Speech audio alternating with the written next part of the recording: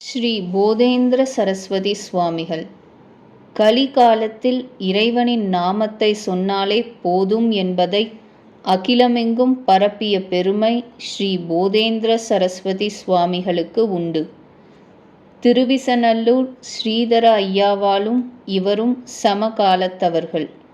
கும்பகோணத்திற்கு அருகே திருவிடைமருதூரை அடுத்து அமைந்திருக்கிறது கோவிந்தபுரம்.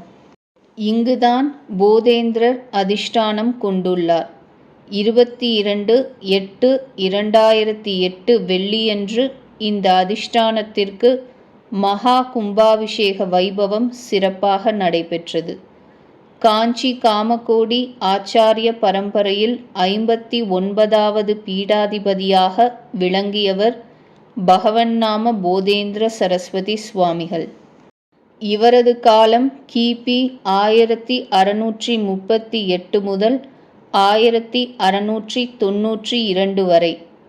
அந்நிய மதத்தினர் இந்து கோயில்களை நாசம் செய்து கொண்டிருந்த காலகட்டத்தில் இவரது நாம ஜபம் பிரச்சாரம் முனைப்புடன் துவங்கியது. நாம ஜபத்தின் மூலம் இறைவனை அடையலாம், கஷ்டங்களை போக்கலாம், பிரச்சனைகளை தீர்க்கலாம் என்று நாம ஜபத்தின் மேன்மைகளை பல இடங்களிலும் சொல்லி அந்த எளிய வழிபாட்டை மேம்படுத்தினார். ஒரு மடாதிபதியாக காஞ்சிபுர மடத்தில் அவர் தங்கியிருந்த காலத்தை விட வெளியே பயணித்து நாம ஜப மேன்மையை பரப்பிய காலமே அதிகம் என்று சொல்லலாம். நாம பஜன சம்பிரதாயத்தின் முதல் குரு என்று போற்றப்படுபவர் இவர். நாம சங்கீர்த்தனம், நாம ஜபம் என்றால் என்ன? பொதுவாக பகவன் நாமத்தை எந்த நேரமும் உச்சரித்து கொண்டிருப்பது என்பதுதான் இதன் பொருள். நாம சங்கீர்த்தனம் என்றால் இறைவனின் ஒரு திருநாமத்தை வாத்திய கோஷ்டிகளின் உதவியுடன் ராகம் அமைத்து பாடிக்கொண்டே இருப்பது. முதலில் பாடிய வரிகளையே மீண்டும் மீண்டும் பாடிக்கொண்டு இருப்பார்கள். பெரும்பாலும் ஹார்மோனியம், மிருதங்கம், கஞ்சிரா முதலான பக்க வாத்தியங்களை வாசித்து கொண்டு பக்தியில் திளைத்து ஆடிய வண்ணம் நாம சங்கீர்த்தனத்தை செய்வார்கள் பாகவதர்கள். இதை கேட்டுக்கொண்டிருப்பவர்களும் மெய்மறந்து இறை இன்பத்தில் ஐக்கியமாகி விடுவார்கள். பாகவதர்களுடன் இணைந்து பக்தர்களும் பகவானின் நாமத்தை சொல்லிக்கொண்டே இருப்பார்கள். நாம ஜபம் என்பது தனிப்பட்ட ஒருவரோ அல்லது சிலரோ சேர்ந்து பகவன் நாமங்களை மனத்துக்குள்ளோ அல்லது வாய்விட்டோ சொல்லி இறைவனை வழிபடுவது. நமசிவாய, நாராயணாய, ராம ராம, கிருஷ்ண கிருஷ்ண என்று அவரவருக்கு பிடித்த கடவுளின் நாமத்தை சொல்லி வழிபடலாம். கலியுகத்தில் நாம ஜபத்தை யார் வேண்டுமானாலும் எப்பொழுது வேண்டுமானாலும் உச்சரித்து இறைவனை வணங்கலாம். இதற்கு கால நேரம் கிடையாது என்று பொதுவாக சொல்லப்படுகிறது. இந்த கலிகாலத்தில் பகவன் நாமங்களே நம்மை கரை சேர்க்கும் என்று சொன்ன போதேந்திரர் தினமும் 1,08,000 முறை ஸ்ரீராம நாமத்தை துதித்து வந்தார். இதிலிருந்தே அவரது பக்தியின் பெருமையை நாம் புரிந்து கொள்ளலாம். போதேந்திரர் தமிழ்நாட்டில் அவதரித்த காலத்தில்தான் நாட்டில் ஏராளமான மகான்கள் தோன்றினர். கன்னட தேசத்தில் புரந்தரதாசர், கனகதாசர் முதலானோரும், ஆந்திராவில் ராமதாசர், க்ஷேத்ரஜ்ஞர், மகாராஷ்டிரத்தில் துக்காராம் போன்றவரும், வங்காளத்தில் கிருஷ்ண சைத்தன்யர், நித்யானந்தர் போன்றோரும், காசியில் கபீர்தாசர், துளசிதாசர் ஆகியோரும், வடக்கே சுவாமி ஹரிதாஸ், ஸ்ரீ வல்லபர், குருநானக், குரு கோவிந்த் சிங், மீராபாய் போன்றோரும் அவதரித்தனர். மொத்தத்தில் பார்த்தால் இவர்கள் அனைவருமே பாகவத சம்பிரதாயத்தின் மேன்மையையும் நாம ஜபத்தின் பெருமையையும் பரப்பியிருக்கிறார்கள். ஒரே காலத்தில் பல்வேறு இடங்களில் பல மகான்கள் அவதரித்து பக்தியை பரப்ப வேண்டும் என்பது இறைவனின் சங்கல்பம் போலிருக்கிறது. போதேந்திர சரஸ்வதி சுவாமிகளின் அவதார வரலாற்றை அறிந்து கொள்வோமா? புராணம் போற்றும் புண்ணிய நகரமாம் காஞ்சிபுரத்தில் மண்டனமிஸ்ரர் அக்ரஹாரத்தில் வசித்து வந்தவர் கேசவ பாண்டுரங்கன் என்ற அந்தணர். ஆந்திர தேசத்திலிருந்து காஞ்சிக்கு வந்து குடியேறியவர். அவருடைய மனைவியின் பெயர் சுகுணா. இந்த தம்பதிக்கு 1638 ஆதிசங்கர பகவத்பாதரின் அம்சமாக போதேந்திரர் அவதரித்தார். குழந்தை பிறந்த வேலையை வைத்து அதன் எதிர்காலத்தையும் சிறப்பு அம்சங்களையும் கணித்த பாண்டுரங்கன் புருஷோத்தமன் என்று பெயர் சூட்டினார். அப்பொழுது காஞ்சி காமகோட்டி மடத்தில் 58வது பீடாதிபதியாக விளங்கிய ஆத்ம போதேந்திரர் என்கின்ற விஸ்வாதிகேந்திர சரஸ்வதி சுவாமிகளிடம் உதவியாளராக இருந்து வந்தார் பாண்டுரங்கன். ஒரு நாள் தந்தை மடத்துக்கு புறப்படும்போது நானும் வருவேன் என்று அடம்பிடித்தான் 5 வயதான புருஷோத்தமன். சரி என்று அவனையும் கூட்டிக் கொண்டு ஸ்ரீமட்டத்திற்கு சென்றார். பீடத்தில் இருந்த சுவாமிகளை கண்டதும் பக்தி உணர்வு மேலிட எவரும் சொல்லாமல் தானாகவே நமஸ்காரம் செய்தான் பாலகன் புருஷோத்தமன். விளையும் பயிரின் சாதுரியம் ஒரு வேத வித்துக்கு தெரியாமல் இருக்குமா? சுவாமிகள் புருஷோத்தமனை பார்த்து புன்னகைத்தார். சுவாமிகள் முன் கைகட்டி வாய்ப்பொத்தி நின்றிருந்தது குழந்தை. பாண்டுரங்கனை பார்த்து, இந்த குழந்தை யாருடையது என்றார் சுவாமிகள். தங்களுடைய பரிபூர்ண ஆசீர்வாதத்தோடு பிறந்த இந்த குழந்தையும் தங்களுடையதோ?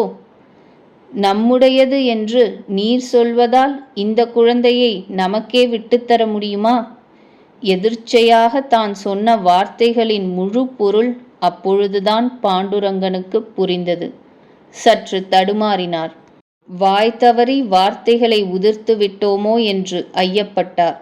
இருந்தாலும் வாயிலிருந்து வந்து விழுந்த வார்த்தைகள் இறைவனின் சங்கல்பத்தால் எழுந்தவையாக இருக்கும் என்று அனுமானித்தார். சுவாமிகளை பணிந்து, தங்களுடைய விருப்பமே எனது விருப்பமும் என்றார். இதை கேட்டு சந்தோஷப்பட்ட சுவாமிகள், நல்லது, இன்றைய தினத்திலிருந்து மடத்தின் குழந்தையாகவே புருஷோத்தமன் பாவிக்கப்படுவான். தைரியமாகச் செல்லுங்கள் என்றார். கணவரின் இந்த செயலை கேள்விப்பட்ட மனைவி சுகுணா கலங்கவில்லை. பகவானின் விருப்பம் அதுவானால் அதற்கு நாம் என்ன செய்ய முடியும் என்று தன்னையும் தேற்றிக்கொண்டு கணவரையும் தேற்றினாள். மடத்தில் வளர்ந்தாலும் தினமும் பெற்றோரை சந்தித்து நமஸ்கரித்து ஆசி பெறும் உயரிய வழக்கத்தை கொண்டிருந்தான் புருஷோத்தமன். 5 வயதில் அக்ஷர அபியாசம், 7 வயதில் உபநயனம், 16 வயது முடிவதற்குள் வேதம், வேதாந்தம் போன்றவற்றை திறம்பட கற்றுத் தேர்ந்தான்.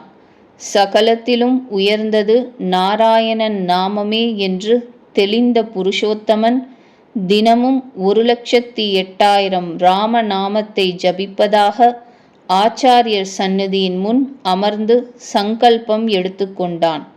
அதன்பின் கடைசி வரை இதை தவறாமல் கடைபிடித்தும் வந்தார். அடுத்தடுத்து வந்த காலகட்டத்தில் புருஷோத்தமனின் பெற்றோர் ஒருவர் பின் ஒருவராக இறைவனின் திருப்பதம் அடைந்தனர். நாளாக ஆக புருஷோத்தமனின் தேஜஸும் பவ்யமும் கூடிக்கொண்டே வந்தது. ஆச்சாரிய பீடத்தில் அமர்வதற்கு உண்டான அத்தனை தகுதிகளும் புருஷோத்தமனுக்கு இருப்பதாக பெருமைப்பட்டு கொண்டார் விஸ்வாதிகேந்திரர். உரிய காலம் வந்ததும் அவனை பீடத்தில் அமர்த்தி அழகு பார்க்க விரும்பினார் சுவாமிகள். அதற்குரிய வேளையும் வந்தது. ஒரு தினம் விஸ்வாதிகேந்திர சரஸ்வதி சுவாமிகள் பக்தி மார்க்கத்தை பரப்பும் பொருட்டு காசி யாத்திரை புறப்பட்டார். அப்போது புருஷோத்தமனும் உடன் வருவதாக சொன்னார். காசியில் சில காலம் தங்க உத்தேசித்துள்ளேன். எனவே நீ இப்பொழுது என்னுடன் வரவேண்டாம். சிறிது காலத்திற்கு பிறகு புறப்பட்டு வா என்றார். புருஷோத்தமனும் சுவாமிகளை பிரிய மனமில்லாமல் ஒப்புக்கொண்டான். சுவாமிகள் காசியை அடைந்தார். அப்பொழுது நிருசிம்மாஸ்ரமி சுவாமிகள் என்னும் மகான் காசி க்ஷேத்திரத்தில் தங்கி பகவன் நாமங்களை பிரச்சாரம் செய்து கொண்டிருந்தார். இருவரும் சந்தித்து உரையாடி ஆன்மீக விவாதங்களை மேற்கொண்டனர். அப்பொழுது நாம சங்கீர்த்தன வைபவங்கள் அதிக அளவில் காசியில் நடந்ததை பார்த்து சுவாமிகள் பெருமிதம் கொண்டார். இந்த அளவுக்கு தென்னாட்டில் நாம சங்கீர்த்தனம் வளர வேண்டுமானால் அது புருஷோத்தமனால்தான் முடியும். விரைவிலேயே அவனுக்கு மடாதிபதி பட்டம் சூட்ட வேண்டும் என்று முடிவெடுத்தார். குருநாதரின் பிரிவை தாங்க முடியாமல் ஒரு கட்டத்தில் தன் நண்பனுடன் காசிக்கு யாத்திரை சென்றான் புருஷோத்தமன். அங்கே புருஷோத்தமனை பார்த்த மாத்திரத்தில் பெருமகிழ்வு கொண்டு அவனை ஆனந்தமாக அணைத்து சந்தோஷப்பட்டார் சுவாமிகள். இருவரும் காஞ்சிபுரம் திரும்பிய பின் ஒரு சுப தினத்தில் புருஷோத்தமனுக்கு பட்டாபிஷேகம் செய்வித்து காஞ்சி மடத்தின் பீடாதிபதியாக ஆக்கினார் சுவாமிகள். அப்பொழுது புருஷோத்தமனுக்கு சுவாமிகளால் சூட்டப்பட்ட திருநாமமே போதேந்திர சரஸ்வதி சுவாமிகள். அதன்பின் பல இடங்களுக்கு யாத்திரை சென்று நாம ஜபத்தின் பெருமைகளை பலருக்கும் போதித்தார் போதேந்திரர். ஏராளமான கிரந்தங்களை இயற்றினார். விளக்க உரைகள் எழுதினார். ஒரு சமயம் விஸ்வாதிகேந்திர சுவாமிகளுடன் போதேந்திரர் யாத்திரை சென்று கொண்டிருந்தார். அப்பொழுது உடல் நலம் குன்றி மகா சமாதி அடைந்தார் விஸ்வாதிகேந்திர சுவாமிகள். குருநாதருக்கு செய்ய வேண்டிய கர்மங்களை முறையாக செய்து முடித்து போதேந்திரர் காஞ்சிபுரத்துக்கே திரும்பிவிட்டார். வெவ்வேறு ஊர்களில் நடக்கும் போதேந்திரரின் நாம ஜப உற்சவங்களுக்கு பெருமளவில் ஜனங்கள் வர ஆரம்பித்தார்கள். இதே காலத்தில்தான் போதேந்திரருக்கு திருவிசநல்லூரில் நாம ஜபத்தில் பிரபலமாக இருந்த ஸ்ரீதர ஐயாவாளுடன் பழக்கம் ஏற்பட்டது. இருவரும் இணைந்தே யாத்திரைகள் மேற்கொண்டனர். கிராமம் கிராமமாக சென்று நாம ஜபத்தின் உயர்வை சொன்னார்கள். ஒருமுறை போதேந்திரரும் ஸ்ரீதர ஐயாவாலும் பெரம்பூர் என்கின்ற கிராமத்திற்கு சிஷ்ய கோட்டிகளுடன் வந்து சேர்ந்தனர். அந்த ஊரில் வசித்து வந்த ஆச்சாரமான அந்தணர் ஒருவர் தங்கள் இல்லத்துக்கு எழுந்தருளி பிக்ஷை ஏற்குமாறு சுவாமிகள் இருவரையும் கேட்டுக்கொண்டார். அதன்படி அவரது இல்லத்திற்கு சுவாமிகளும் சிஷ்ய கோட்டிகளும் சென்றனர். போதேந்திர சுவாமிகள் பிக்ஷை எடுத்து உண்ட பிறகே ஸ்ரீதர ஐயாவால் பிக்ஷை எடுத்து உண்பது வழக்கம். எனவே போதேந்திரர் முதலில் பிக்ஷை எடுத்துக்கொள்ள அமர்ந்தார். ஸ்ரீதர ஐயாவாலும் சிஷ்ய கோட்டிகளும் ஊர் ஜனங்களும் சுவாமிகளுக்கு எதிரே பவ்யமாக நின்று கொண்டிருந்தனர். அந்தணர் இல்லத்தைச் சேர்ந்தவர்கள் சுவாமிகளது இலையில் பிக்ஷைக்கான பதார்த்தங்களை ஒவ்வொன்றாக பரிமாறத் தொடங்கினார்கள். அந்த அந்தணருக்கு ஒரே மகன், சுமார் 5 வயது இருக்கும், ஊமை, சின்னஞ்சிறுவன் ஆனதாலும் உணவில் மேல் கொண்ட பிரியத்தினாலும் சுவாமிகளில் இலையில் பரிமாறப்பட்ட பதார்த்தங்கள் தனக்கு உடனே வேண்டும் என்று ஜாடையில் சொல்லி அடம்பிடித்து கொண்டிருந்தான். அவனை பார்த்ததும் சுவாமிகளுக்கு துக்கம் வந்தது. ராமநாமத்தை சொன்னால் மோட்சம் அடையலாம். அப்படி இருக்கும் பொழுது ஊமையான இந்த சிறுவன் எப்படி பகவன் நாமத்தை சொல்ல முடியும்? எப்படி இவன் கரை ஏறுவான் என்பதே சுவாமிகளின் கவலை. ஆனால் அடுத்து அங்கே என்ன நடக்கப் போகிறது என்பதை சுவாமிகள் அறியாதவரா என்ன? சிறுவனின் பரிதாப நிலையை நேராக பார்த்த பிறகு சுவாமிகளுடைய கவனம் பிக்ஷையில் செல்லவில்லை. விருப்பமில்லாமல் சாப்பிட்டார். பல பதார்த்தங்களை இலையில் மீதம் வைத்துவிட்டு எழுந்து வெளியே வந்து அமர்ந்தார். அப்பொழுது சுவாமிகளிடம் ஆசி பெற ஏராளமானோர் கூடினர். அந்தணரின் குடும்பத்தினரும் பவ்யமாக நின்றிருந்தனர். ஊமையான அந்த சிறுவன் மட்டும் பசியுடன் சுவாமிகள் சாப்பிட்ட இலைக்கு முன் தவிப்புடன் நின்றிருந்தான். அவரது இலையில் சில பதார்த்தங்கள் மீதம் இருந்தன. அங்கே வேறு எவரும் இல்லாததால் இலைக்கு முன் அமர்ந்து சுவாமிகள் உண்டது போக மிச்சம் மீதியிருந்த உணவு வகைகள் ஒன்றையும் விடாமல் பரபரவென்று உட்கொண்டான். பசி எனும் நெருப்பு தற்போது தணிந்து விட்டதால் சிறுவரின் உள்ளத்தில் ஆனந்தம் குடிகொண்டது. அடுத்து நடந்த நிகழ்வை ஆச்சரியம் என்றுதான் சொல்ல வேண்டும். இதுவரை எந்த ஒரு வார்த்தையுமே உச்சரிக்காமல் இருந்த அவனுடைய வாய் ஸ்ரீ ராமா ராமா என்று சந்தோஷமாக உச்சரித்தது. இதையே தொடர்ந்து சொல்லிக் கொண்டிருந்தான். தனக்கு பேச வந்துவிட்டதே என்கின்ற ஆனந்தத்தில் அவன் கூத்தாடினான். வாய் பேச முடியாத தன் மகனின் வாயிலிருந்து ஸ்ரீ ராம கோஷம் வருவதைக் கேட்ட அவனுடைய பெற்றோர் திகைத்து போய் வாசலிலிருந்து வீட்டின் உள்ளே ஓடினர்.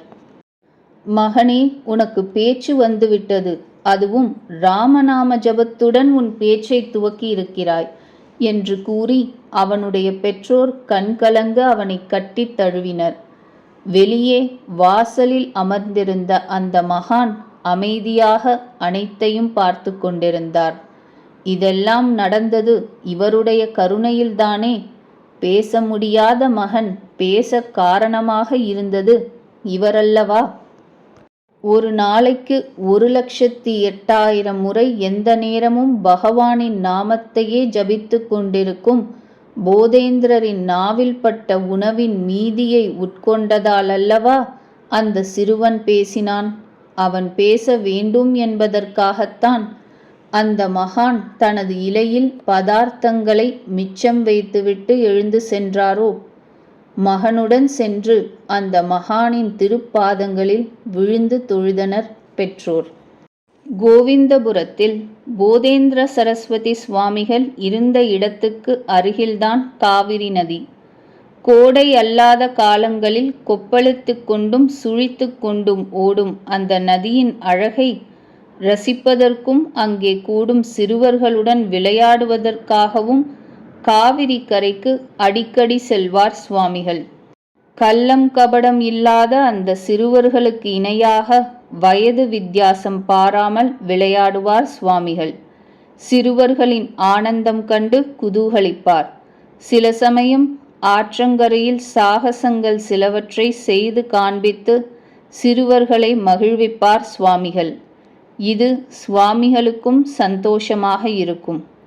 காவிரி ஆற்றங்கரையில் போதேந்திர சுவாமிகள் இருப்பதை சிறுவர்கள் பார்த்துவிட்டால் போதும், அவர்களுக்கு குஷி பிறந்துவிடும். துள்ளி குதித்து ஓடி வந்து விளையாடுவதற்கென்று சுவாமிகளுடன் ஓட்டிக்கொண்டு விடுவார்கள். அது அடிக்கடி நடக்கக்கூடிய ஒன்று என்றாலும் அன்றைய தினம் நடக்கப் போகும் விளையாட்டுதான் சுவாமிகளின் இறுதியான விளையாட்டு என்பதை பாவம் அந்த சிறுவர்கள் அறியவில்லை. அது கோடை காலம். காவிரி ஆற்றில் தண்ணீர் வற்றி போயிருந்தது. நதியின் பெரும் பகுதியில் மணல் தெரிந்தது. தண்ணீர் இருக்கும் இடத்தை தேடித்தான் கண்டுபிடிக்க வேண்டியிருந்தது. மணல் பகுதியில் இருந்து குழி ஒன்றுக்குள் தான் இறங்கிக் கொண்டு மேலே மணலை போட்டு மூடுமாறு சிறுவர்களிடம் கூறினார் சுவாமிகள். சிறுவர்கள் ஆனந்தமாக மணலை அள்ளி போடுகிற நேரம் பார்த்து, ஏ பசங்களா, என்மேல மணலை அள்ளி போட்டு மூடிவிட்டு நீங்கள் அனைவரும் வீட்டுக்கு போய்விட வேண்டும். வீட்டில் எவரிடமும் இந்த விஷயத்தை சொல்லக்கூடாது. நாளை பொழுது விடிந்ததும் இங்கே வந்து என்னை பாருங்கள், என்ன என்றார். சுவாமிகளுடனான ஒரு விளையாட்டே இது என்று நம்பிய அந்த அப்பாவிச் சிறுவர்கள் போட்டி போட்டுக்கொண்டு குழிக்குள் மணலை நிரப்பினார்கள். சுவாமிகளது உருவம் மறைந்துவிட்டது. வாங்கடா, வீட்டுக்கு போலாம், சாமி ஜபம் பண்றாரு, இங்கே நாம நின்னா அவருக்கு தொந்தரவா இருக்கும் என்று இருட்டுகிற வேளையில் அனைவரும் கலைந்துவிட்டனர். மறுநாள் காலை தங்களது அன்றாட அலுவல்களில் பொருட்டு சுவாமிகளை தேடினர் அவரது சிஷ்யர்கள். ஆசி பெற வேண்டி ஊர் மக்கள் சுவாமிகளை தேடி வந்தனர். இப்படி பலரும் சுவாமிகளை தேடிக்கொண்டிருக்க அவரை காணவில்லை என்கின்ற தகவல் பரவியது. பல இடங்களில் தேடி பார்த்தனர். சுவாமிகளுடன் ஆற்றங்கரையில் அடிக்கடி விளையாடும் சிறுவர்களை கூப்பிட்டு விசாரித்தார்கள் பெரியோர்கள். அப்பொழுதுதான் முந்தைய தினம் நடந்த சம்பவத்தின் வீரியம் அந்த சிறுவர்களுக்கு புரிய ஆரம்பித்தது. கண்களில் நீர் கசிய சுவாமிகளின் மேல் மணலை போட்டு மூடிய விவரத்தை தேம்பி தேம்பிச் சொன்னார்கள். சீடர்களும் ஊர்க்காரர்களும் பதறிப்போய் ஆற்றங்கரைக்கு ஓடினார்கள். சிறுவர்கள் அடையாளம் காட்டிய இடத்தில் மேடாக இருந்த மணலை கைகளால் விளக்க ஆரம்பித்தார்கள். அவர்கள் மணலை அள்ளிக்கொண்டிருந்த பொழுது ஒரு கட்டத்தில் அசரீரி வாக்கு ஒன்று எழுந்தது. பக்தர்களே, நாம் இந்த இடத்திலேயே ஞானமயமான சித்த சரீரத்தில் இருந்து கொண்டு ஜீவன் முக்தராக விளங்குவோம். அதோடு உலக நன்மைக்காக பகவன் நாம சங்கீர்த்தனம் செய்து கொண்டே இருப்பதால் நமக்கு எந்த தொந்தரவும் செய்ய வேண்டாம். தோண்டுவதை நிறுத்துங்கள். இதற்கு மேலே பிருந்தாவனம் ஒன்றை அமைத்து தினமும் ஆராதித்து வாருங்கள். ஒவ்வொரு நாளும் 1,08,000 நாமஜபம் செய்கிற பக்தர்களுக்கு நாம் தரிசனம் தருவோம் என்று அந்த குரல் சுவாமிகளின் மொழியாக ஒலித்தது. இந்த அசரீரி வாக்கை கேட்ட அவருடைய பக்தர்களும் சீடர்களும் அதற்கு மேல் குழியை தோண்டாமல் மண்ணை போட்டு மூடிவிட்டார்கள். அவர் மீது கொண்ட குரு பக்தி காரணமாக சில பக்தர்கள் ஆற்று மணலில் விழுந்து தேம்பி அழுதனர். இன்னும் சிலரோ நாம சங்கீர்த்தனம் செய்யத் தொடங்கினர். சுவாமிகள் நிரந்தரமாக குடிகொண்ட இடத்தில் அவரது அசரீரி வாக்குப்படியே ஒரு துளசி மாடம் அமைத்து மகா அபிஷேகம் நடத்தி தினமும் நாம சங்கீர்த்தனம் செய்து வந்தனர் அவரது பக்தர்கள். ஆற்றங்கரை மணலுக்குள் சுவாமிகள் ஐக்கியமான தினம் கிபி 1692 வருடம் புரட்டாசி மாதம் பௌர்ணமி. இப்பொழுதும் சுவாமிகளின் அதிஷ்டானத்தில் பௌர்ணமியில் ஆரம்பித்து மகாலய அமாவாசை வரை 15 நாட்கள் ஆராதனை உற்சவம் பாகவதர்களால் சிறப்பாக கொண்டாடப்படுகிறது. இதற்காக நாட்டின் பல பகுதிகளிலிருந்தும் பக்தர்கள் இங்கு வந்து குவிகிறார்கள். ஜீவ சமாதியில் இருந்து கொண்டு போதேந்திர சரஸ்வதி சுவாமிகள் இன்றைக்கும் நாமம் ஜபித்து கொண்டு தன்னை துதிக்கும் பக்தர்களுக்கு காட்சி தந்து வருகிறார். அவரது அதிஷ்டானத்தில் இருந்து வரும் ராம நாம ஒலியை கேட்பவர்கள் இன்றைக்கும் இருக்கிறார்கள். போதேந்திர சரஸ்வதி சுவாமிகளின் அதிஷ்டானத்தை தரிசிப்போமா? பிரம்மாண்டமான ஆஞ்சநேயர் சந்நிதி, போதேந்திரரின் அதிஷ்டானம், இவை இரண்டும் தான் இங்கே பிரதானம்.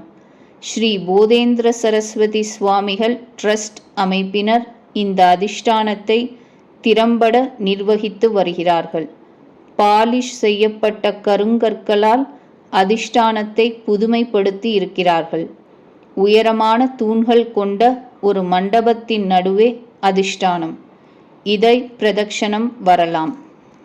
கும்பாபிஷேகத்தின் காரணமாக இந்த அதிஷ்டானத்தை சுற்றிலும் உள்ள இடத்தை சற்று தோண்டி எடுத்து சீரமைக்க ஆரம்பித்தார்கள். அப்பொழுது சுமார் 6 அடிக்கு கீழே அதிஷ்டான தோற்றத்தில் ஓர் அமைப்பு தென்பட்டதாம். இது ஆதியில் மருதாநல்லூர் ஸ்ரீ சத்குரு சுவாமிகளால் அமைக்கப்பட்ட அதிஷ்டானமாக இருக்கலாம் என்கிறார்கள். இன்னும் கொஞ்சம் கீழே பார்த்தால் ஆற்று மணல். ஆம், மணலுக்குள் தானே தன்னை மூடிக்கொண்டார் இந்த மகான்.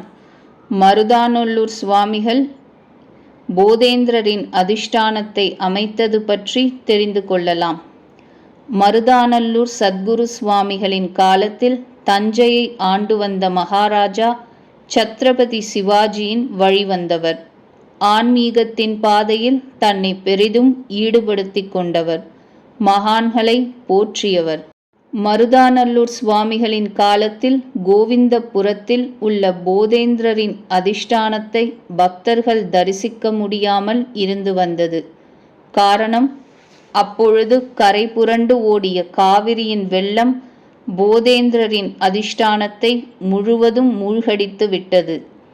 எவரது கண்களுக்கும் அந்த அதிஷ்டானம் தென்படவில்லை. இந்த நிலையில் தஞ்சை மகாராஜாவின் விருப்பப்படி காவிரி நதியை சற்றே வடக்கு பக்கம் திருப்பி போதேந்திரரின் அதிஷ்டானத்திற்கு எதிர்காலத்தில் எந்தவித பாதிப்பும் வராமல் தடுப்பு வேலைகளை திறம்படச் செய்தார் மருதாநல்லூர் சுவாமிகள். மக்கள் சக்தியால் முடியாத ஒரு பணியை மகான் சாதித்ததில் பெரிதும் மகிழ்ந்த தஞ்சை மகாராஜா மருதாநல்லூர் சுவாமிகளை ஏகத்திற்கு கௌரவித்து மகிழ்ந்தான். போதேந்திரரின் அதிஷ்டானத்தை மருதாநல்லூர் சுவாமிகள் எப்படி கண்டுபிடித்தார் என்று ஒரு தகவல் சொல்வார்கள். சுட்டெரிக்கும் காவிரியின் மணலில் படுத்துக்கொண்டே உருண்டு வருவாராம் தினமும். ஒரு நாள் மகிழ்ச்சி மேலிட ஸ்ரீ போதேந்திரரின் அதிஷ்டானம் இருக்கும் இடத்தை கண்டுபிடித்து விட்டேன், இங்குதான் அவரது ஜீவன் உறங்கிக் கொண்டிருக்கிறது என்று கூத்தாடினார். அப்பொழுது உடனிருந்த அரசு அதிகாரிகளும் பக்தர்களும், அதெப்படி இங்குதான் அவரது ஜீவன் உறங்குகிறது என்பதை சர்வ நிச்சயமாக கூறுகிறீர்கள்? ஆற்று மணலில் எல்லா பகுதிகளும் எங்களுக்கு ஒரே மாதிரிதான் காட்சி தருகிறது என்று கேட்டார்கள். அதற்கு மருதாநல்லூர் சுவாமிகள், பக்தர்களே, படுத்துக்கொண்டே ஒவ்வொரு பகுதியிலும் என் காதை வைத்து கொண்டு கேட்டே வந்தேன். இந்த இடத்தில் மட்டும்தான் இன்னமும் ராம ராம எனும் நாம கோஷம் தொடர்ந்து கேட்டுக்கொண்டிருக்கிறது. எனவே இங்குதான் அவரது ஜீவன் ராமநாமாவை உச்சரித்து வருகிறது என்று தீர்மானித்தேன் என்றார்.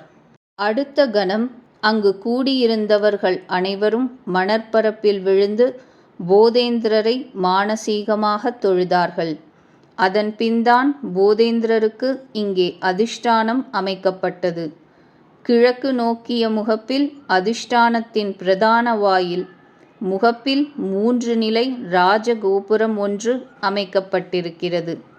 தற்பொழுது நித்திய பூஜை, அன்னதானம் என்று எதற்கும் இங்கே குறைவில்லை.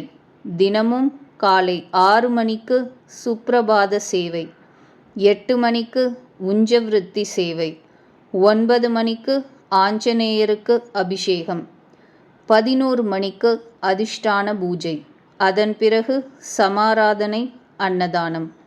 இதேபோல் மாலை 4 மணிக்கு சம்பிரதாய பூஜை, 6 மணிக்கு விஷ்ணு சகஸ்ரநாம பாராயணம், 7 மணிக்கு அதிஷ்டான பூஜை, 7:30 மணிக்கு டோலோத்சவம். இதுதான் போதேந்திரர் அதிஷ்டானத்தின் நித்திய வழிபாடு. சுமார் 40 பசுக்களை வைத்து ஒரு கோசாலையையும் பராமரித்து வருகிறார்கள். இதன் மூலம் கிடைக்கும் பால் அதிஷ்டானத்தின் பயன்பாடுகளுக்கு மட்டுமின்றி திருவிடைமருதூர் ஸ்ரீ மகாலிங்க சுவாமியின் அர்த்த ஜாம பூஜைக்கும் செல்கிறதாம். கலியில் நாம சங்கீர்த்தனம்தான் கதி. நமக்கு பக்தி, ஞானம், விரக்தி, கர்மயோகம், ஸ்ரத்தை, தபஸ், நன்னடத்தை, சக்தி இப்படி எது இல்லாவிட்டாலும் அதற்கு காரணம் நம்மிடம் நாம ஜபம் போதவில்லை என்பதே ஆகும். ஏனெனில் நாம ஜபம் பூரணமாக இருந்தால் மேற்சொன்ன யாவும் நம்மிடம் வந்து சேரும். இந்த வரிகளை போதேந்திரர் அதிஷ்டான ஆலயத்தில் எழுதி வைத்திருக்கிறார்கள். உண்மைதான். கலியில் மோட்சத்தை அடைய இறைநாமம் ஒன்றே சிறந்தது என்பது ஆன்மீக மேன்மக்களால் சொல்லப்படுகிறது. நாம ஜபத்தில் பேதமில்லை. அவரவர்கள் தங்களுக்கு பிடித்தமான நாமத்தை ஜபம் செய்து வரலாம். இதற்கு விதிகளும் நியமமும் இல்லை, ஆச்சாரம் இல்லை, அனுஷ்டானமும் இல்லை, பூஜையறை வேண்டும் என்கின்ற அவசியமும் இல்லை. எந்த சந்தர்ப்பத்திலும் எத்தகைய நிலையிலும் ஆச்சாரம் குறைவாக இருந்தாலும் ஆண் பெண் ஆகிய இரு பாலாரும் தங்களுக்கு வசதியான நேரங்களில் பகவன் நாமத்தை ஜபித்து கொண்டே இருக்கலாம். இதற்கான புண்ணியமும் பலனும் வார்த்தைகளில் வர்ணிக்க இயலாதவை. நாம ஜபம் ஜபிப்போம், நானிலம் சிறக்க துதிப்போம். ஸ்ரீராம ஸ்ரீராம ஸ்ரீராம.